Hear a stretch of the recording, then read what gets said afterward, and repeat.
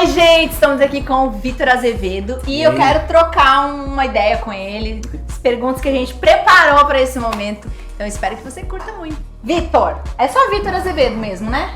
Vitor Hugo Rocha Azevedo.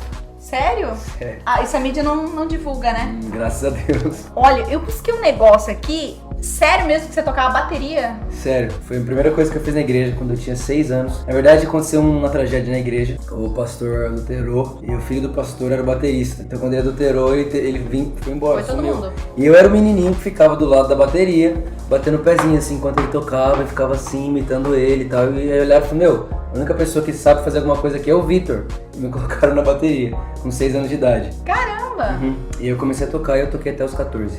Você sempre foi de família cristã? Você falou que 6 anos você já estava na igreja. Eu entrei com 4 na igreja. Eu fui batizado na igreja católica, e aí com 4 anos minha mãe foi pra igreja, e um pouco depois meu pai também, só que com 4 anos eu fui com a minha mãe. Você teve um encontro real com Jesus depois de um tempo, ou você crê que Não, eu falo assim, eu gostava muito de Jesus, sempre gostei de Jesus, mas eu passei a amar Jesus com 16 para 17 anos. Um dia eu entrei do meu quarto, fechei a porta, e foi ali que eu nasci de novo. Eu olhei uma frase que estava escrito assim, o Espírito Santo não é uma coisa, ele é uma pessoa. Aquela frase, o Espírito Santo é uma pessoa, fez eu nascer de novo. Eu nasci pro Espírito Santo ali, porque eu acredito que o nascimento pro Espírito Santo é você nascer com a percepção de que ele sempre estava lá. Então quando eu nasci pra essa realidade, minha vida mudou.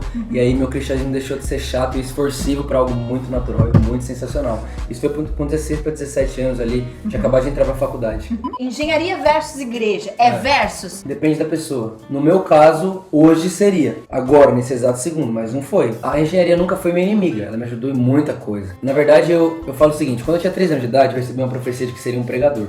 E eu sempre acreditei nisso. Então, quando eu entrei pra faculdade, por exemplo, eu fiz uma igreja lá. Então, eu tinha culto na faculdade de segunda a sexta, era um pastor ativista ainda. Segunda a sexta, todo dia, 6 da tarde, tinha culto. A faculdade nunca foi inimiga da igreja. Mas teve uma hora que Jesus me chamou. Então, inimigo jamais, muito pelo contrário, tem gente que precisa ficar lá. Só que não foi meu caso. Eu saí da faculdade no TCC. Meu pai até hoje não acredita, minha avó então quase morreu. Eu imagino. Mas foi muito específico, Jesus me chamou. Foi demais, assim, a história do jeito que Jesus me chamou foi uma coisa que não deu pra ter dúvida, então entendi. Não teve o que fazer. Ah, tá. Então, se você contrariou toda uma estrutura familiar por causa disso, o que a igreja representa pra você? A igreja, hoje eu vivo pela igreja porque foi o que Jesus me chamou pra fazer. Mas eu larguei tudo pelo chamado, não pela causa. Eu falo muito sobre a diferença da causa e da voz. Você pode obedecer causa a sua vida inteira e nunca obedecer a voz de Deus. Você pode ir atrás de causas legais. Então dar comida pro mendigo é legal. Muito legal dar comida pro mendigo. Mas se alguém tivesse dado comida pro filho pródigo, a Bíblia diz que ele voltou por causa da fome que ele teve. Então alguém obedeceu uma causa e aquele cara podia ficar lá o resto da vida. Então a causa pode ser inimiga da voz. Porque às vezes a voz vai contra a causa que a gente tá achando correta. Então eu acho que no meu caso foi pra igreja, mas eu amei a voz mais do que a causa. Onde você quer chegar?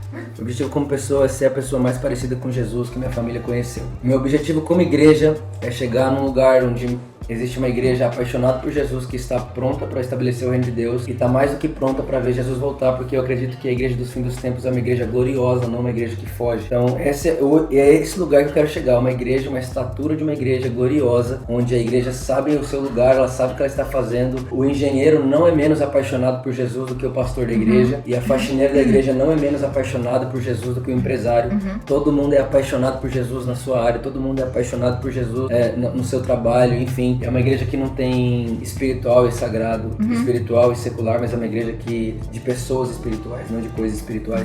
Então é isso que a gente tem buscado fazer lá, e eu tô gastando minha vida para isso hoje, levar essa igreja para esse lugar, uma igreja cristocêntrica, apaixonada por pessoas que tem uma cultura de reino de Deus. Como você quer chegar lá? Jesus em João capítulo 17, Jesus fala assim, Pai, a obra que você me deu para fazer eu terminei, mas Jesus estava vivo ainda, a gente pensa que Jesus veio morrer. Aí chega em João 17, ele, terminei a obra que tu me deste. Você lê aquilo e você fala, como assim? Terminou nada, falta ainda, né? Só que Jesus sabia o que o Pai tinha pedido para ele fazer. A Bíblia fala em Isaías 46 que Deus faz o fim desde o começo. Então, o primeiro passo é eu entender o meu final. A Bíblia fala de um cara chamado Simeão, ele era um sacerdote, ele levantou Jesus, ele apresentou Jesus no templo. E muita gente fala que Deus não falou, né? 400 anos de silêncio e tal, mas ele estava ouvindo Deus falar, a ponto de antes de Jesus nascer, o Espírito Santo tinha falado para ele, ó, antes de você morrer, você vai ver o Cristo. Ou seja, ele sabia que o final da vida dele era o quê? Ver o Cristo. Então, quando ele soube que o final da vida dele era ver o Cristo, então ele sabia para onde ele estava indo. Para onde? ver o Cristo. A Bíblia fala que um dia, então, movido pelo Espírito Santo, ele vai até o templo. Quando ele chega no templo, ele vê o Cristo. Para muito era só um bebê, para ele era o fim da vida dele. Então eu acredito que o primeiro passo para o meu futuro não é eu saber o primeiro passo, mas eu saber o meu final. E a Bíblia fala, né, o que nem o olho viu, o que nem o ouvido ouviu, que não subiu ao coração de ninguém, é o que Deus preparou para você. Mas essas coisas vos tenho revelado pelo Espírito. Então eu creio que no Espírito eu posso ver o meu final. E se eu vejo o meu final tá para lá, não vão dar para cá. As pessoas às vezes não sabem o primeiro passo, não tem como chegar num lugar, porque na verdade elas não viram o final ainda. E eu acredito muito nisso. Quando Deus fala, não vai acontecer, já aconteceu. Quando Deus disse haja luz, houve luz. Deus disse sobre mim? Então eu já sou, só preciso chegar lá. E o que faz eu chegar lá é a minha maturidade. Então não é o tempo que me leva no meu futuro, é a minha maturidade que me leva no lugar que Deus disse que eu devo estar. Sendo esse fundamento bem estabelecido na minha mente, pra mim chegar lá é maturidade. E pra mim a maturidade é o caráter de Cristo. Então se eu não peguei algo que Deus disse que é meu ainda, é porque falta um pouco de Cristo. Falta uma faceta mais do caráter de Cristo no meu caráter para que eu possa pegar isso pra mim. Porque enquanto o herdeiro é menino, ele nada se difere de escravo mesmo sendo senhor de tudo. Então em todas as áreas da minha vida que eu sou menino, eu não posso pegar como herdeiro. Então quando eu amadureço, eu pego. Amadureço, eu pego. Amadureço, eu pego. Então a forma que eu vejo de eu chegar lá é continuar amadurecendo. A palavra maduro pra mim, biblicamente falando, não é idade, né? Caráter. Quanto mais parecido com Jesus eu fico, mais herdeiro de tudo eu sou. Tratando de vida pessoal, vamos lá, o que você faz nas horas mais de boas, assim, se é que tem, né? Não, eu tô procurando ter. Tá. Na verdade, meu pastor, ele teve um burnout. Burnout é tipo, sabe, um estresse máximo. Tá. Onde, tipo, você fica tão estressado que você não quer mais ter prazer. O que te fazia muito feliz já não te faz tão feliz mais. Ele me recomendou um livro até bom, que eu recomendo pra você, que tá assistindo pra vocês também. Chama Andando de Tanque Vazio. E ele fala que a nossa vida é como um tanque, já leram? Ele fala que a nossa vida é como um tanque, então tem uma entrada e uma saída. Então você tem que saber o que faz entrar combustível em você e você tem que saber o que faz sair. E por muito tempo eu fui esse cara que só fazia coisa que saía. Por muito tempo, né? Tenho 23 anos. Pra mim foi muito tempo, porque eu entrei numa parada de paixão por Jesus que eu descobri no meu coração que a gente é como se fosse um copo. E se num copo cabe 200 ml, não tem como ter 250. Então só cabe 200 ml de paixão em mim. Então quanto menos paixão eu tiver, menos coisa eu gostar de fazer, mais espaço vai sobrar pra mim amar Deus. Só que nessa minha ideia, eu parei de fazer tudo. Então eu parei de jogar bola, parei de ir pro cinema, eu parei de ver filme, eu não assistia mais TV na minha casa. Meu pai e minha mãe praticamente não me viam mais. Só ficava socado dentro do quarto. Então eu tive que achar esse equilíbrio. E hoje, achando esse equilíbrio, eu sei o que me faz entrar combustível, né, no meu tanque. Então eu gosto muito, eu sou apaixonado em filme. Eu gosto muito de filme. Que tipo de filme você assiste? Ah, não, essa pergunta é triste. Pior que Por quê? É porque é meio... Sabe aquilo lá? É meio estranho o filme que eu gosto. Eu gosto de filme de romance. Eu gosto de filme de chorar. Eu gosto de filme de cachorro que morre. Marley e eu. Adoro, o melhor filme pra mim. Gente, que deprê. Você teve uma vez que minha mãe chegou em mim e falou assim: Vitor, eu vou te proibir de assistir esse filme. Porque toda vez que eu assisti eu chorava muito, parecia que minha avó tinha morrido. Tipo assim. Natural, né? Porque não, esse filme, né? Muito normal, né? Mas enfim, eu gosto muito de filme. Essa semana mesmo eu cheguei na minha irmã e disse: você não assistiu nenhum filme que fez você chorar e que eu não assisti ainda? Gente, não acredito nisso. Eu gosto de ver filme, eu gosto de jogar bola, eu gosto de ver o Corinthians. Você é corintiano? Graças a Deus. Olha, da casa. Corintiano, eu gosto. Então assim, eu tenho tentado ir frequentemente num jogo uma vez, cada um mês, 2 meses, com um amigo meu, enfim. Então eu tenho procurado essas coisas, mas eu não tenho uma coisa assim, tipo, isso é o hobby da minha vida, sabe? Eu tenho coisas que eu gosto de fazer. E os amores? E o core? Então, como eu falei lá, na hora que o Lipão me chamou, né? Maldita hora, brincadeira.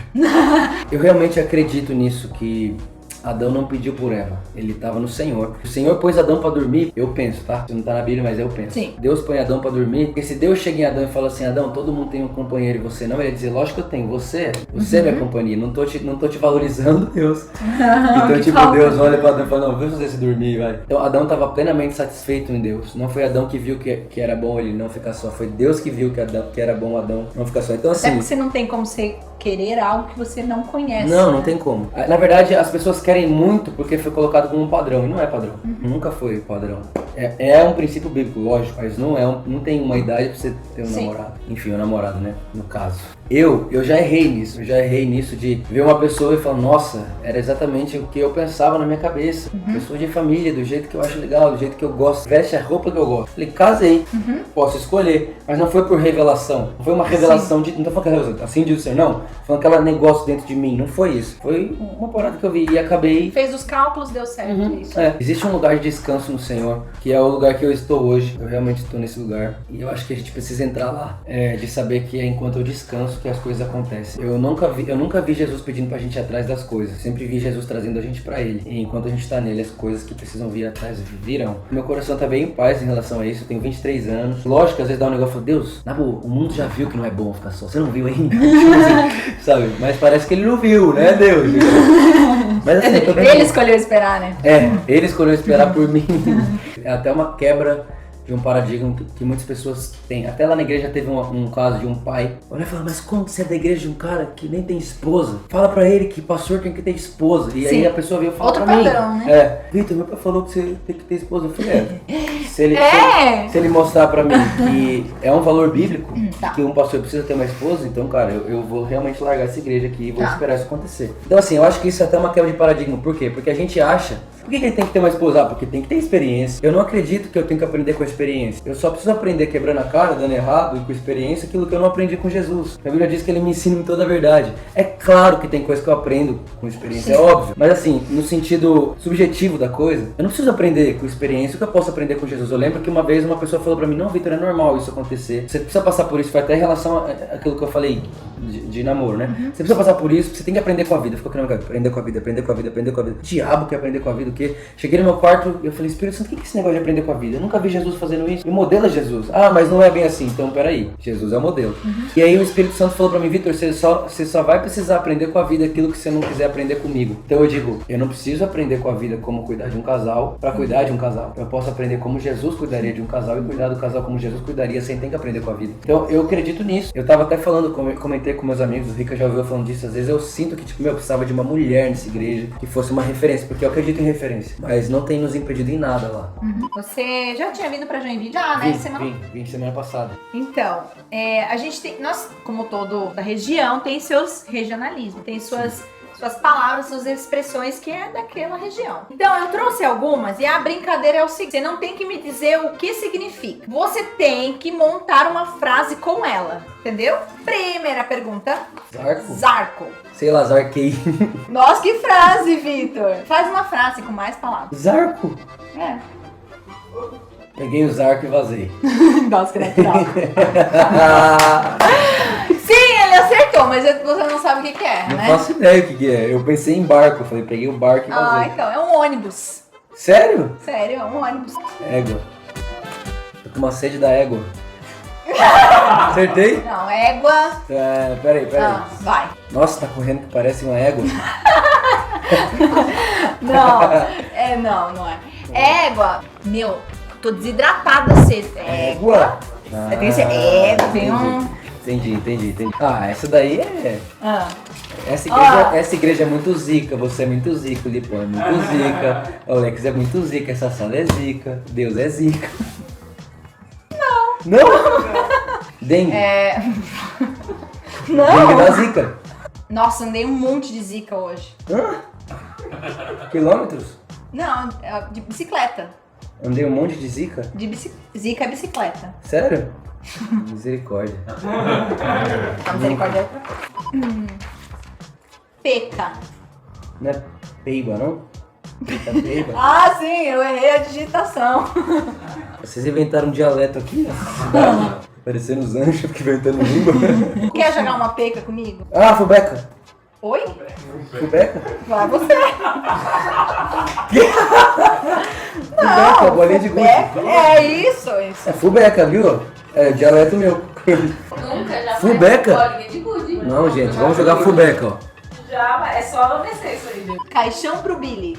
Esse caixão é caixão mesmo? Uma expressão. Não é um caixão.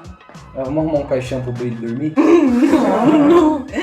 Não. O Billy é uma pessoa pra mim. Eu tô tentando imaginar o Billy. Meu, eu fui muito mal naquela prova. Caixão pro Billy. Ah, tipo assim, me lasquei. Isso, já era. Lascou, assim, nossa, não dá mais. Nasci em São Paulino. Caixão pro Billy. Isso aí. Gente, é isso então. Muito obrigada. Esse foi o Vitor Azevedo e espero que você tenha curtido muito nossa conversa. Deus abençoe, gente. Muito bom estar aqui. Deus abençoe vocês.